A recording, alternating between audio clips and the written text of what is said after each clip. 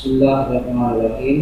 السلام علیکم خواتین حضرات، ویلکم بیک آور چینل۔ آج ہم آپ کو گردے اور مثانے کی پتھری کا ایک زبردست گھریلو علاج بتائیں گے۔ اگر آپ نے ابھی تک ہمارا چینل سبسکرائب نہیں کیا تو ابھی ہمارے چینل کو سبسکرائب کریں تاکہ ہمارے چینل کی ہر نئی ویڈیو آپ تک پہنچتی رہے۔ ویڈیو اچھی لگے تو اسے لائک اور شیئر ضرور کریں۔ ناظرین کرام، جیسا کہ آپ جانتے ہیں کہ گردے اور مثانے کے اندر پتھری کا بن جانا ایک بہت ہی تکلیف کا مرض ہے۔ جس کے گردے کے اندر پتھری ہو یا مثانے کے اندر پتھری ہو تو پیشاب کرتے وقت اس کو بہت زیادہ تکلیف ہوتی ہے، جس کا اندازہ وہ شخص ہی لگا سکتا ہے جس کو یہ درد ہو، کیونکہ جب یہ پتھری پیشاب کی نالی کے آگے آ جاتی ہے، جس کی وجہ سے پیشاب رکتا ہے، تو پیشاب کے رکنے کی وجہ سے درد ہوتا ہے۔ اور جب گردے میں پتھری ہو تو جب وہ ہلتی ہے یا پھر وہ ٹوٹتی ہے اور نکلتی نہیں تو وہ گردے کی چھوٹی چھوٹی جو بریک نالیاں ہوتی ہیں اس کے اندر داخل ہوتی ہے، تو جب وہ باہر نکلتی ہے تو بعض اوقات ایسی ہوتی ہے کہ اس کی وجہ سے نالیوں کے اندر انفیکشن ہو جاتا ہے، جس کی وجہ سے بہت زیادہ درد ہوتی ہے۔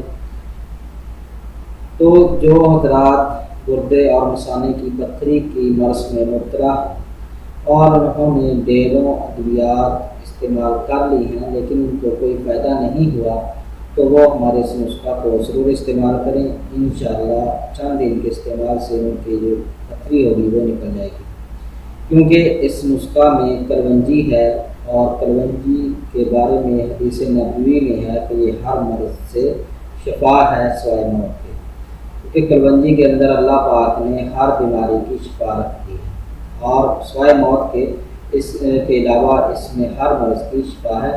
اس لیے کہ اپنے کھانے کے اندر کلونجی کو استعمال کیا کرو۔ کلونجی کے بہت زیادہ فائدے ہیں، جو اگر بتانے پہ چلیں تو بہت زیادہ ٹائم ویسٹ ہوگا، تو اسی لیے اپنے نسخہ کی طرف چلتے ہیں کہ گردے اور مثانے کی پتھری کے علاج کے لیے جو نسخہ آپ کو درکار ہے اس کے جو اجزاء ہیں وہ یہ ہیں: کلونجی 100 گرام، ناخن پری 100 گرام، یہ دو چیزیں آپ نے لینی ہیں۔ ان دونوں چیزوں کو ہم وزن لے کر ان کا صفوف بنا دینا ہے، اور جو صفوف ہے وہ نہایت ہی باریک ہو۔ اس کی مقدار خوراک اور استعمال کا طریقہ یہ ہے کہ جو آپ نے صفوف بنایا ہے 5 سے 7 گرام صبح، دوپہر، شام کو خالی پیٹ دیسی شکر کے شربت کے ہمراہ لیں، اور اس کے بعد چاٹی کی لسی، پانی اور جوس وغیرہ کا زیادہ سے زیادہ استعمال کریں۔ یہ لاجواب نسخہ ہے اور کئی بار کا ذاتی مجرب ہے، اور یہ نسخہ تیار کرنے اور استعمال کرنے میں بہت ہی آسان ہے۔ اس نسخہ کے کچھ عرصہ استعمال سے گردے اور مثانے کی پتھری ریزہ ریزہ ہو کر خارج ہو جاتی ہے۔